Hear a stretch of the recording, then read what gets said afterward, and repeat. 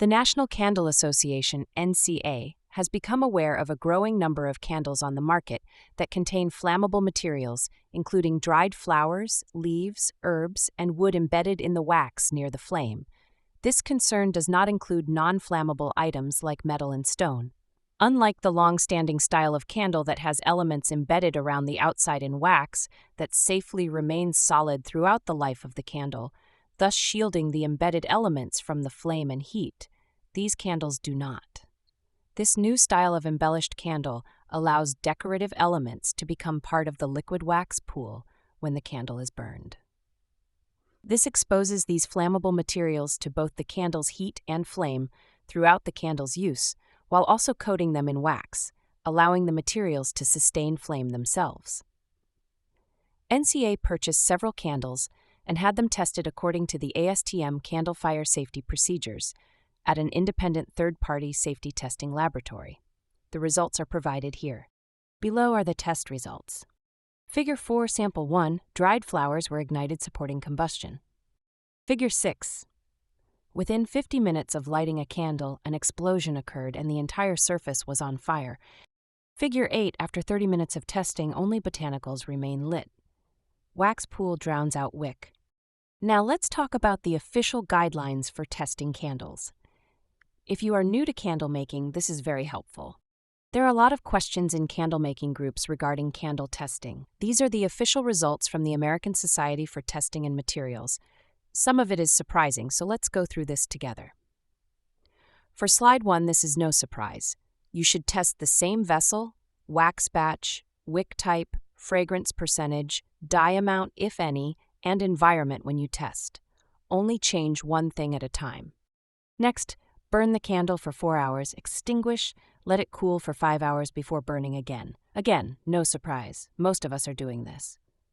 At the end of the burn, measure melt pool width, depth, flame height, mushrooming or smoke, vessel temperature, wick curl direction, and surface condition. I was surprised the guidelines say at the end of the burn instead of during. This one surprised me. Burn at least 3 identical candles before giving your combo a passing grade. Comment if you're doing this or if this is a surprise for you too. Measure melt pool at its widest, measure depth with a stainless ruler, measure to the end of the entire candle burn, not just the first 2 burns. I just eyeball it. I don't think I own a stainless ruler. Should I get one? Watch for flashpoint behavior. Are you asking what is that? It's a warning to pay attention to how your fragrance oil reacts at higher melt temperatures before you pour. You're looking for things like FO separating or swirling. If the fragrance starts forming streaks, clouds, or an oily layer on top as the wax hits higher temps, that's considered flashpoint behavior. It means the FO may not be fully binding. If your FO is evaporating too fast, you may notice a sudden strong scent in the air, or even steam like wisps, not smoke. If the scent is fading quickly after being added, that means you added the FO when the wax was too hot and it is volatilizing, meaning turning into vapor. If your FO is dancing or bubbling when added, then it is reacting to the heat, not igniting, but overheating. Whoa, that is a lot of science. Do you think this is overkill? Let me know in comments. Now for the rest of the list.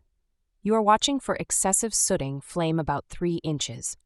This is surprising because most candle makers aim for 1 inch. Additionally, you are watching for the container overheating, cracking, or fracturing. Wick drifting or falling, this means your wax pool is too deep. And finally, unsafe flame movement, wax flooding, and fragrance separation. Now testing the bottom of the candle. They want you to test the last 1/2 inch. Another surprising request. Let me know in comments if you are doing this. And of course, they want you to document everything. Batch number, wax type, wick brand and size, vessel size, FO load, dye type and amount, date poured, cure days, room temperature, burn cycle notes, photos, temperature readings, and pass-fail conclusion. Are you doing this? Please put your thoughts in comments.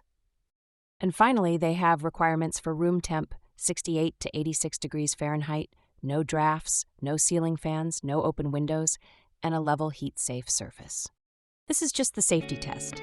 They don't care about hot throw, burn times, or even reaching a melt pool by 4 hours. But I suppose if you pass all the items on this list, you won't have to worry about any of these. If you are new to my channel, I am Kimberly Patterson, and I teach candle makers how to turn plain vessels into works of art using sublimation and engraving. For a limited time, you can get my book at cost. Link is below. See you next time on The Candle Artist Way.